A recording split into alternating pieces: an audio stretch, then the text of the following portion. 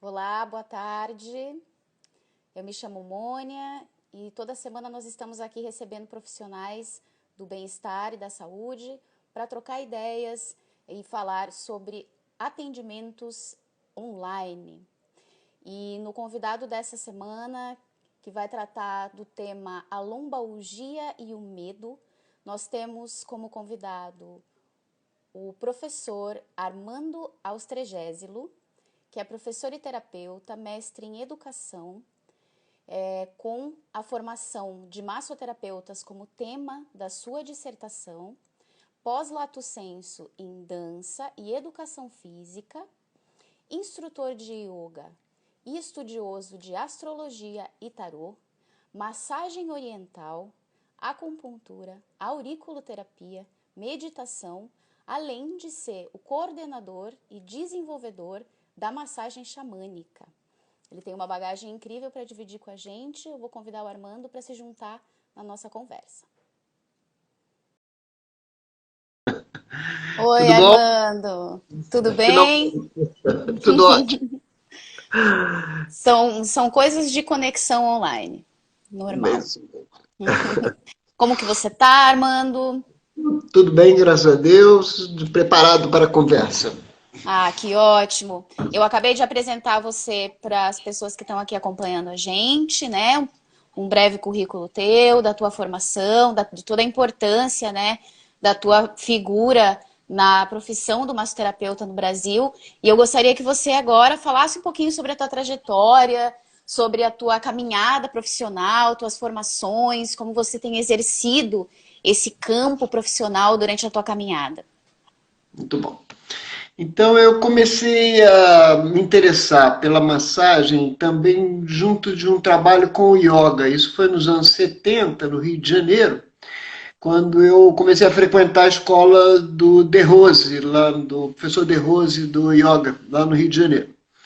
E nessa época a gente vivia um regime de governo muito forte, militar, e tínhamos uma restrição grande de imprensa e mesmo da vida comum da gente. Tinha muitas restrições que são diferentes dessa época que a gente vive. E aí a gente tinha no yoga e na massagem uma forma também de resistência, porque era um outro tipo de relacionamento que vinha nascendo naquela época. Eu diria mesmo que o século XXI teve pequenos trailers, teve pequenas amostras ali nos anos 70 e nos anos 80. E como eu vinha a graduação que eu tenho em economia, vivia dentro de banco e eu estava achando aquele tipo de vida assim muito entediante, apesar de eu ter escolhido aquela faculdade, mas achava muito entediante. E o yoga e a massagem veio trazer um sabor novo, uma outra maneira de relacionamento com as pessoas que muito me agradou. Então, eu tive a oportunidade de viver experiências muito boas, como ter o parto das minhas filhas em casa, com a mãe delas, não é só eu e a mãe, participamos dessa vivência que, a meu ver, foi o que mais me impulsionou nessa área de cuidar de si mesmo, de procurar terapias que viessem de encontro ao que a nossa vida necessitava na época, né? Então, comecei pelo yoga, dando aulas de yoga e também já estudando a massagem oriental e cuidando de interagir as duas coisas, o movimento e mais o toque. O toque, a massagem, para mim, sempre foi uma extensão do colo materno. A massagem ela é esse jeito de a gente ter um contato físico, diferente um pouco da sexualidade. A sexualidade também nos provê de muita energia, de muita intensidade, mas a massagem ela é algo maior, porque você pode se direcionar a várias pessoas e ter tanto uma participação ativa na vida dela, quanto aprender muito, que foi o que sempre me interessou, é aprender com as pessoas. Tanto as que eu ensino, quanto as pessoas que eu cuido. E todos os bons exemplos, né, que eu vou vendo das coisas funcionarem, eu trago para a minha vida. Eu vou fazendo da minha vida um grande laboratório. E, aos poucos, fui entendendo que a massagem oriental, por exemplo, ela tem muitos recursos diferentes do que nós estamos habituados no Ocidente. No Ocidente, a gente está acostumado a ter uma dor e buscar logo uma medicação, alguma coisa que alivie, que tire a gente daquela situação, sem que a gente faça nada. Tomar um comprimido, tomar uma injeção e pronto. Enquanto que as terapias naturais, né, como eram chamadas na época, terapias naturais, elas nos invocam, nos convidam a participar, modificando hábitos nossos, principalmente os hábitos alimentares. A gente vive mesmo uma ditadura da alimentação. Então, essa coisa de todo final de semana tem que tomar álcool, todo final de semana tem que ir num churrasco, Então, as pessoas se acham livres dentro desse tipo de alimentação, acham que isso é uma expressão, quando a alimentação, na verdade, para mim, e quando fui olhar na massagem oriental, principalmente, né, na medicina chinesa, a alimentação é uma fonte de energia. É uma coisa que a gente precisa elaborar todo o tempo. Daí, eu fui desenvolvendo tanto nos estudos, né? Eu fiz uma pós-graduação em Educação Física e Dança para chegar mais no corpo, né? Estudar mais o corpo, a fisiologia, a anatomia, funcionamento, sabendo que o recurso que eu usava mais, ainda uso até hoje, são recursos da energia, da circulação da energia, que tanto vem da respiração, quanto da alimentação, quanto dos relacionamentos. A maneira de repor energia passa pela respiração, que é sinônimo de exercícios físicos, movimentação do seu corpo, né? Trabalhos regulares, esforços regulares, que vão aumentando pouco a pouco, né? Então, no yoga, por exemplo, tem a sequência de exercícios dos asanas, mas é que cada um precisa chegar na sua excelência. Então você tem que praticar cada exercício na sua excelência. E isso faz com que a gente olhe mais para a gente. Na alimentação, a mesma coisa. Eu sempre fui vegetariano e aos poucos me chegando ao veganismo, quer dizer, tirando queijo, tirando leite, tirando ovo. São as coisas que estão no dia a dia comum em qualquer lugar que você vai comer no Brasil. A não ser que seja um restaurante exclusivamente vegano. E tudo isso tem como consequência os relacionamentos. Né? Se você tem uma alimentação que não é muito boa, se você tem uma vida muito sedentária, isso vai implicar nos seus relacionamentos, nas suas relações, sejam com as pessoas da sua casa, as pessoas próximas, sejam com as pessoas que você tem relacionamento profissional ou, né, de social de outra maneira. Então, eu fui estudando, né, depois fiz o mestrado em educação, mas sempre com o olhar na formação do massoterapeuta, que é o que eu fiz a minha vida inteira, ainda faço até hoje, mas eu fui sempre buscando alguma coisa que tivesse um diferencial. Esse diferencial que fosse saudável para mim. Então, eu só fico satisfeito em cuidar de uma pessoa se eu vejo que ela está evoluindo e que eu tenho o que aprender com ela também. Então, isso me agrada muito. Quer dizer, não estou no meu consultório só para cuidar da pessoa, estou ali discutindo o que é viver bem, o que é viver saudável. Né? Então, estou chegando aos 70 anos, graças a Deus, nunca tive grandes problemas de saúde na minha vida. Estou atravessando essa pandemia, que é uma coisa inusitada na minha vida. Nunca tive preso, e eu como me sinto hoje em dia, preso, dentro de casa, mas é preso. Eu nunca tive preso, graças a Deus, na minha vida. E o que veio nos últimos anos, né, há 22 anos atrás, eu entrei também no Santo Daime. Então eu pratico o Santo Daime, são rituais que se estabelecem semanalmente, e a gente toma ayahuasca, que é um daqueles portais de autoconhecimento, não mais na vida comum da gente, mas no que a gente chama essa ligação com o mundo espiritual. Então tudo isso foi me trazendo uma grande intensidade de informações e de relacionamentos que hoje minha proposição é cuidar da pessoa para que ela cuide dela mesma. isso. Então eu vou cuidar, no início, fazer avaliações, né, do estado como ela se encontra, e nessa avaliação vai muito dos hábitos dessa pessoa, das crenças dessa pessoa. E aí a gente vai estabelecendo, né, no contato as possibilidades. Para mim, o terapeuta não tem que resolver nenhum problema da pessoa, ele tem que dar várias possibilidades para ela experimentar, escolher e experimentar uma nova vida. E o As xamanismo, ferramentas. isso, o xamanismo traz uma coisa interessante, Mônica, que é dividir o ano, além das 4 estações, cada estação é dividida ao meio. Então, são 8 períodos de 45 dias. E cada período desse tem um propósito, tem um tipo de atividade, tem uma alimentação mais adequada. E esse é um estudo que parte de um geral, mas que inevitavelmente tem que ir no individual. A pessoa tem que gostar de estar nesse novo mundo, diferente do que ela vivia até agora, do que ela aprendeu, mas que ela tem uma oportunidade de ver mais coisas, entendeu? E Sim. é nesse sentido que me interessa cuidar das pessoas. Você tem feito esse trabalho já, uma caminhada longuíssima, né? Você tem feito esse trabalho de atendimento por via remota já tem algum tempo, né? Já não é Então, uma coisa atual para você, inédita. Você já tem feito esse acompanhamento de uma forma não necessariamente apenas presencial, de cuidado. E eu gostaria que você contasse um pouquinho para a gente, assim, como é que você faz essa relação com o teu paciente? Como é que você estabelece esse vínculo? E como é que você também faz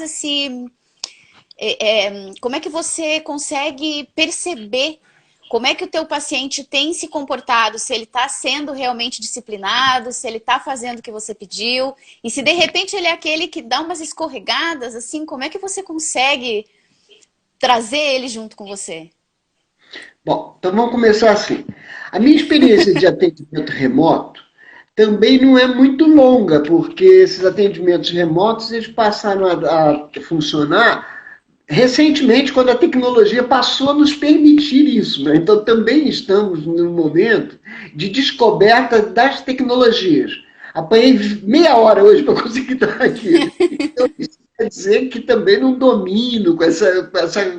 A questão de atender à distância vai também da pessoa ter interesse em estar sempre aprendendo. E para ela aprender, ela tem que ter uma abertura e uma capacidade de experimentar coisas novas. Enquanto que muitas pessoas têm vou chamar de preguiça, essa preguiça, esse medo de mudar os seus hábitos.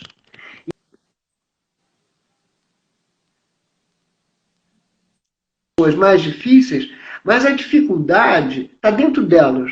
E o papel do terapeuta, nesse caso, é abrir outros caminhos. Se esse caminho ela não está gostando, tem que procurar um outro caminho, procurar um outro caminho. Mas o enredo dessas 8 estações de 45 dias é bastante variado. Então, a pessoa teria que estar praticando um tipo de alimentação que vai se modificando a cada 45 dias, por um período curto, quer dizer, digamos assim, por um mês e meio eu vou comer dessa outra maneira, etc e tal, sabendo que daqui a um mês e meio eu vou mudar de novo, vou ter outras oportunidades. Então, esse sequencial, ele é bastante interessante, porque não deixa o tratamento ficar monótono. Ao mesmo Sim. tempo, eu vou avaliando pelos sentimentos, pela atitude da pessoa, pelo interesse que ela tem, porque realmente é muito mais fácil ir na farmácia, comprar um remédio, tomar um negócio e não sentir mais aquele sintoma e achar que estou bem. Na verdade, você vai ter que voltar na farmácia um monte de vezes. Porque você vai, né? Se o causador da questão é a alimentação, é um estado de relacionamento, não vai resolver com o remedinho da farmácia. Entendeu? Você vai ter que mudar de atitude, de maneira de compreender a vida. E eu posso te dizer que isso interiormente tem me renovado. Vou fazer 70 agora no dia 1º de janeiro, eu já vou completar 70 anos. E, nitidamente, me sinto com energia. Claro que eu olho a minha cara no espelho sempre, mas em energia, como se eu tivesse 20 anos a menos ou 30 anos a menos. E comparando com pessoas assim, da minha idade, que sentam para conversar e abrem uma caixinha com 12 medicamentos, que ele tem um para pressão, um para diabetes, outro para não sei o quê, para lá. Mas, se eu vou perguntar os hábitos dessa pessoa, são os mesmos durante toda a sua vida. Como se a vida fosse uma coisa assim totalmente linear. A minha nunca foi linear, coisa nenhuma.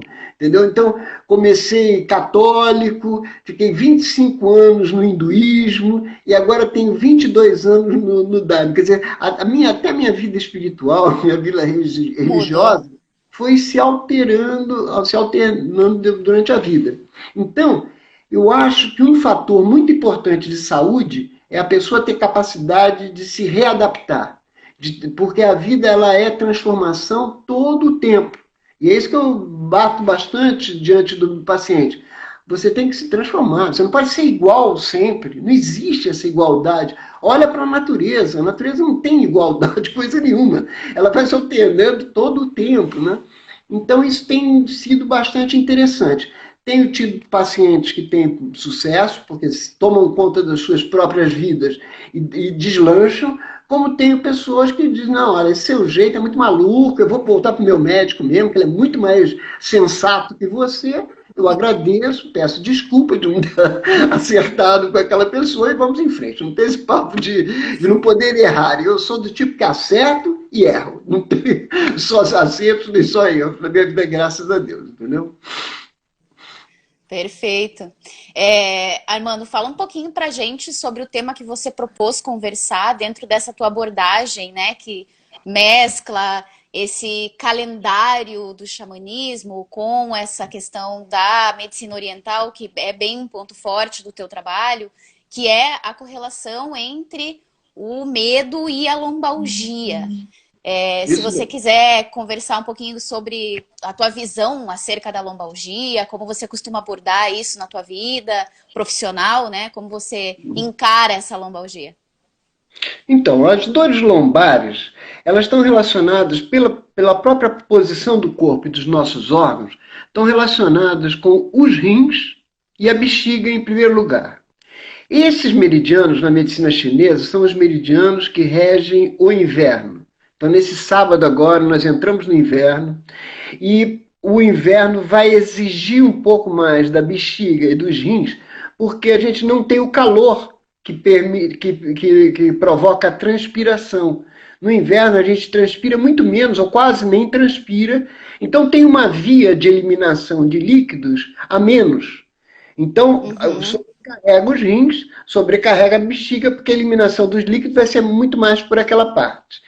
E se a gente pensar no baixo ventre, na região da pelvis, a gente tem as pernas ligadas ali, fala de locomoção. A gente senta nessa região, sustentação.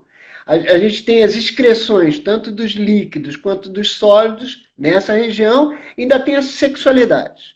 Então, é uma região do corpo que tem muita influência.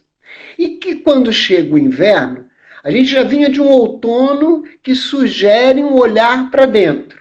Isso vem dentro do xamanismo, mas também tem na medicina chinesa. O outono, ele propõe um olhar para dentro.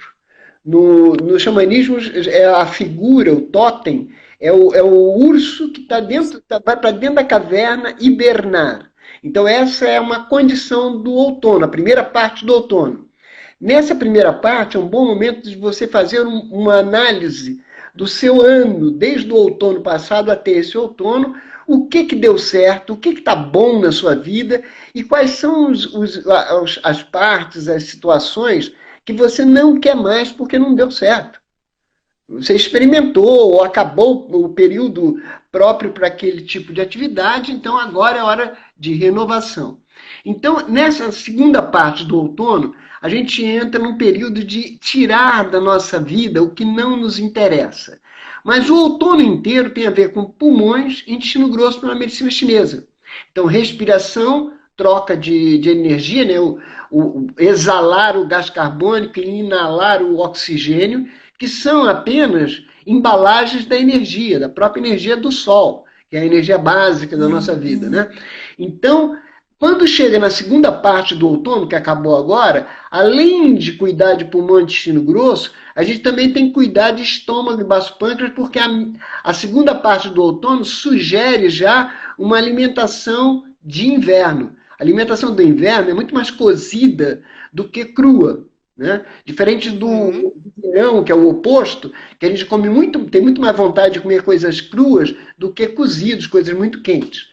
Então, nesse momento, final do outono, tirei tudo do meu armário que eu não uso mais, tirei tudo da minha vida que não tinha mais interesse, e agora, no início do inverno, devo fazer uma nova escolha. E quando a gente vai fazer uma escolha, os nossos medos aparecem. Então, o medo está relacionado com o rim e com a bexiga. Mas esse medo ele é necessário, não se iluda.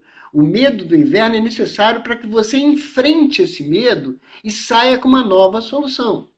Então, essa é a capacidade dos rins e da bexiga.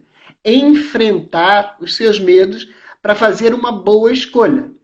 Essa região do corpo, que eu referi agora, né, que é onde acontecem as lombalgias, as dores da região lombar, lombalgias, estão relacionadas com essa capacidade que eu tenho de enfrentar os meus medos. E isso mexe na sexualidade, mexe na locomoção, mexe na sustentação e também nas excreções. Então aparecem, às vezes, questões urinárias, né? Às vezes disfunções até circulatórias, porque ele sabe que os rins eles são os órgãos responsáveis pela circulação de líquido pelo nosso corpo. Fundamental no inverno, que a gente inclusive até bebe menos água. E isso é um alerta que eu sempre faço. O inverno, você deve beber água, você precisa beber água. Mesmo você tenha preguiça. Eu, às vezes, tenho preguiça de beber água. Mas lembre, tem que beber água. Minha mulher, graças a Deus, estava sempre no meu pé, vamos beber água. Está sempre uma garrafa de água do meu lado. Então, isso daí é uma compreensão que a gente vai trazendo para o dia a dia da gente. Então, as lombalgias, a meu ver, estão sempre relacionadas com algum medo, algum enfrentamento, alguma decisão que você tem que tomar. E aí, como você está adiando, está com medo, então começam a aparecer essas disfunções nessa região importantíssima do nosso corpo. Assim como o inverno é importantíssimo. Muitas pessoas me dizem, mas eu não gosto de inverno, eu não gosto de frio. E eu sempre digo o seguinte, olha, eu gosto de frio no inverno, gosto de calor no verão, gosto de temperado entre o verão e o inverno, entre o inverno e o verão, porque a vida é assim, não tem que escolher. Claro que é muito bom estar numa praia, né, num verãozão, sol, é claro que é uma delícia, mas também estar encapotado numa situação, né, bem agradável, com uma lareira, uma fogueira ali do lado, também tem seus encantos. Sim. O inverno também é maravilhoso, né, e a gente tem que se adaptar a cada momento, a cada estação do ano. Então, no tratamento, além de cuidar das dores ali, lombares mesmo, de questionar muitas posturas da pessoa, né? Se ela fica muito tempo sentada na frente de um computador, se ela, a cada meia hora, a cada 40 minutos, ela precisa dar uma voltinha, ela precisa, né, ter um hábito novo em relação a isso, tem que se cuidar mesmo com exercícios dentro de casa. E enfrentamentos. Qual é o seu enfrentamento hoje que está causando essa dor? O que está pegando para você? Vamos olhar para isso juntos. Eu não tenho a solução dos problemas das pessoas, mas eu tenho um jeito de olhar junto com ela para saber de onde a coisa está vindo e o que ela poderia fazer para sair daquele medo que está atrapalhando ela, entendeu? Então, o trabalho à distância ele funciona bastante porque tem essas questões, né? Tem a parte emocional, a parte racional e também a parte espiritual, que eu gosto muito.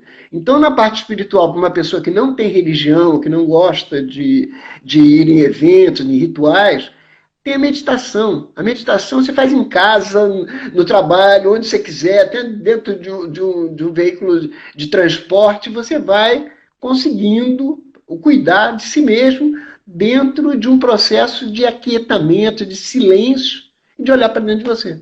Então, é uma forma semelhante a ficar rezando, ou ir no Santo Daime tomar o chá. Então, tem várias possibilidades.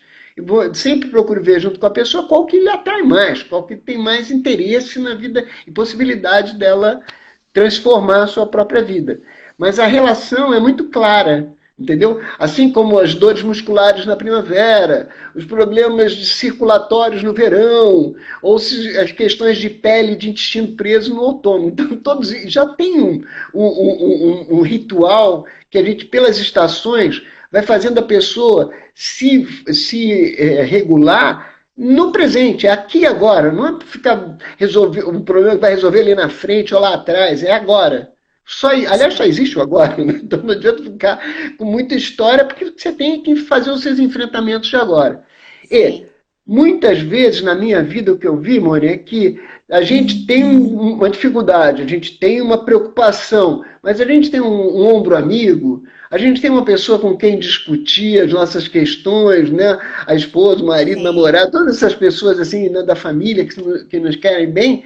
Essas pessoas são ótimas para esse embate, para essa conversa, para essa renovação.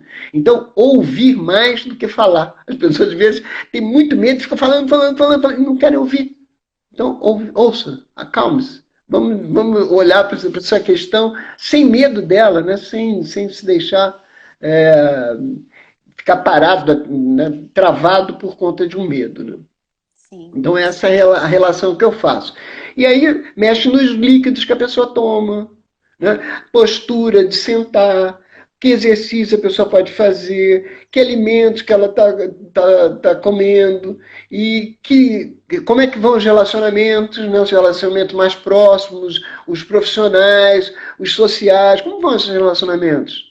Né? Em cada lugar tem meu chefe, eu não gosto dele, lá em casa tem a minha sogra, no clube eu não gosto de tal coisa, a praia tem muita areia. Bom, então, né, a pessoa que vê sem problema em todos os lugares que vai, então a gente tem que ver o que a pessoa está precisando mesmo ali para se renovar, para se transformar. E deixa eu te perguntar, tirando essas dicas que você deu, assim, do parar, se olhar, se analisar, meditar, se ouvir e ouvir, né? Que são todos processos bastante importantes para o próprio autoconhecimento e que são super típicos do inverno, onde a gente busca esse recolhimento um pouco mais, né? A gente está mais dentro do lar, mais dentro da gente mesmo.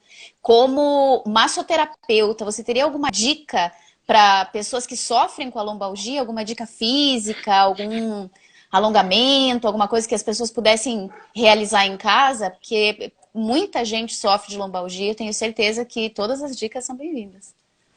Então, olha, a primeira dica desse rol que você está me pedindo é permanecer sentado com os 2 pés no chão, não cruzar pernas. Esse é um vício, mas é de largo espectro. Quase todas as pessoas, quando chegam no meu consultório, eu nem falo nada, a pessoa senta e já dou uma olhada, né? Está de perna cruzada. Pode descruzar a perna, consegue ficar com as pernas descruzadas, consegue ficar com os 2 pés no chão. Isso significa que eu estou no apoio que eu estou fazendo na cadeira, eu estou apoiando os 2 iscos, são os 2 ossos lá de baixo.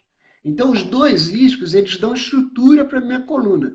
Uma perna cruzada, ela provoca uma rotação na cintura que automaticamente compensa na cintura escapular. Então, é uma dupla rotação. Embaixo gira para um lado, em cima gira para o outro. O nome disso é escoliose. A escoliose é essa dupla rotação, que se fizer uma radiografia por trás, dá o tal do S na coluna. Esse S é uma dupla rotação. Então, a gente tem que desfazer isso. Desfazer. Não, então eu cruzo muito a perna direita, eu cruzo a esquerda em cima. Não. 2 pés no chão. Não cruza mais as pernas. Caminhar é muito interessante, mas se eu estou dolorido, eu vou caminhar no plano, não vou pegar nem subida nem descida.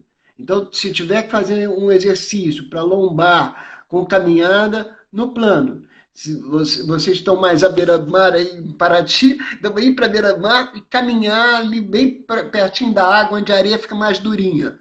Caminhar ali, sem pressa, olhando. Não é caminhar olhando para o mar, olhando para o céu, mas olhando para você mesmo e percebendo suas passadas, como é que o seu corpo reage.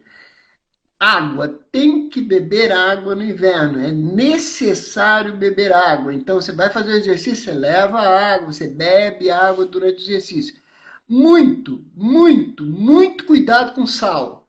O sal para a lombalgia é o venenão. Então, normal, o sal não é tão bonzinho. Qualquer lugar que a gente vai tem um saleirinho para botar sal na minha comida.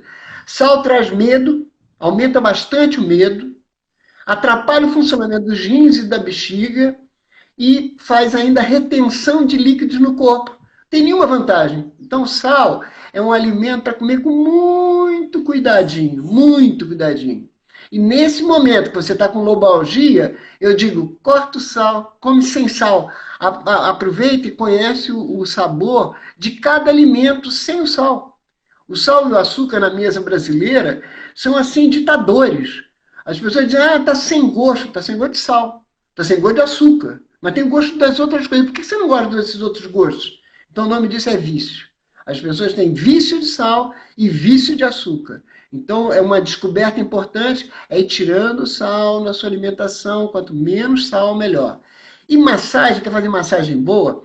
Deita numa maca e põe uma toalha enroladinha, faz um rolinho com a toalha e bota transversal a coluna, transversal.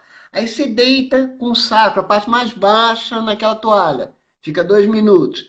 Dali a pouquinho você sobe um pouquinho pela sua coluna, o rolinho, deita de novo, mais 2 minutos. Sobe pela coluna e isso vai subir até a região dos ombros.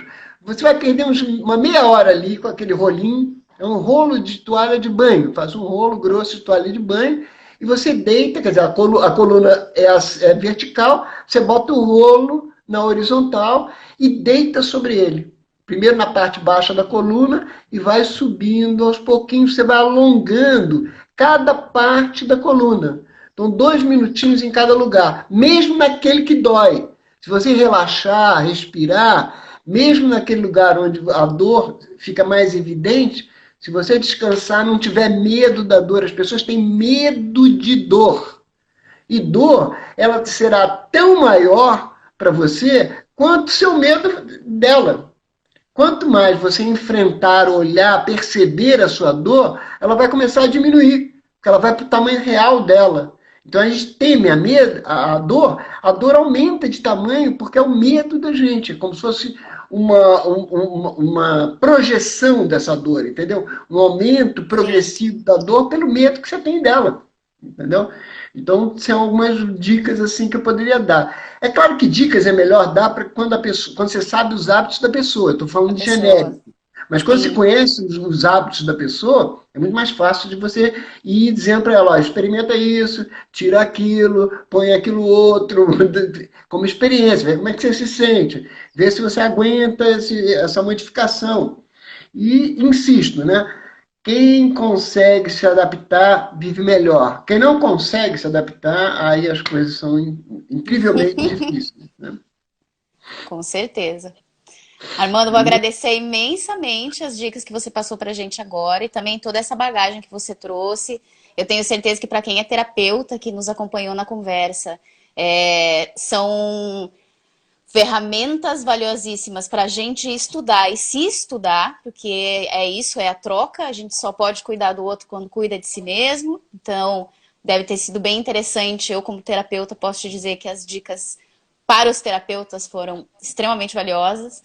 E para as pessoas que estão nos assistindo, que são pessoas que sofrem de lombalgia e que podem se beneficiar desse conhecimento para buscar dentro de si ferramentas para se melhorarem e estarem dispostas a transitar nesses períodos sem deixar que o medo paralise, né? O medo é uma energia que estagna a gente.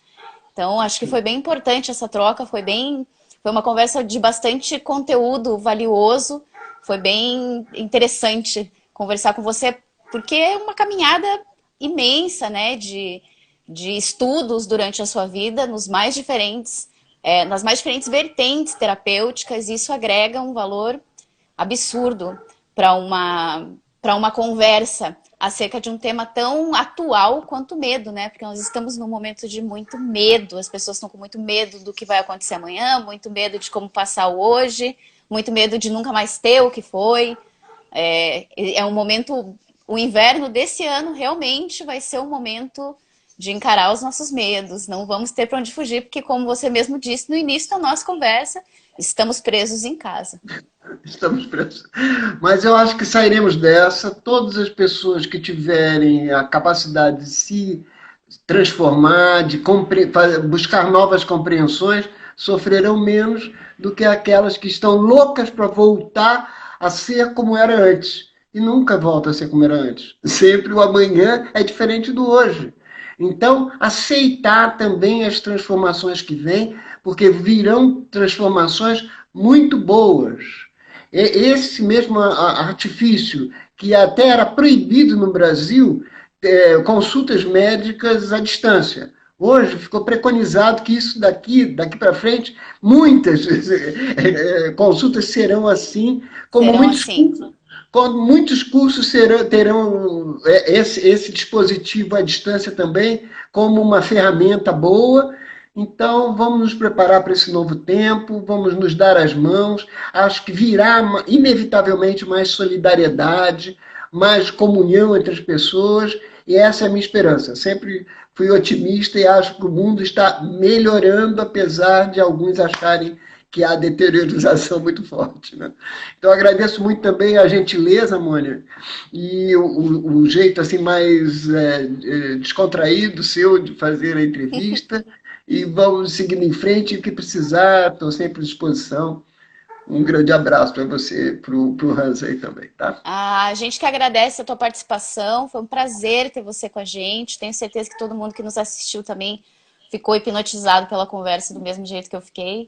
E vocês que nos seguem, que nos acompanham, se quiserem rever essa nossa live, ela vai estar disponível nos nossos canais, nas páginas do Instagram, do Facebook, também no YouTube. E se vocês tiverem perguntas, se vocês tiverem sugestões para próximos assuntos, próximos convidados, manda pra gente, pode ser aqui mesmo no chat, pode ser pelo nosso e-mail info@aespa.com.br. O nosso site é www.aespa.com.br. Lá tem várias explicações sobre a plataforma.